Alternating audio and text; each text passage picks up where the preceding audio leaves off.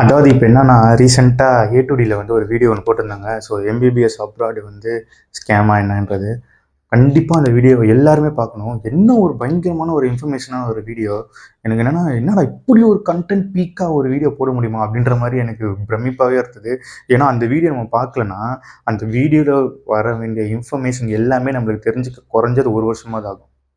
So அது just ஒரு 20 minutes வீடியோவில் வந்து நம்மளுக்கு எவ்வளோ விஷயத்தை அவர் கனெக்ட் பண்ணியிருக்காரு, எவ்வளோ இன்ஃபர்மேட்டிவாக இருக்குது அந்த வீடியோன்றதை கண்டிப்பாக பாருங்கள். கண்டிப்பாக அந்த வீடியோ எல்லாருக்குமே ஷேர் பண்ணுங்கள். ஸோ அதனால அவருக்கு வந்து லீகல் நோட்டீஸ் வந்திருக்கு. 25 லேக்ஸ் கிட்ட ஃபைன் வந்திருக்கு.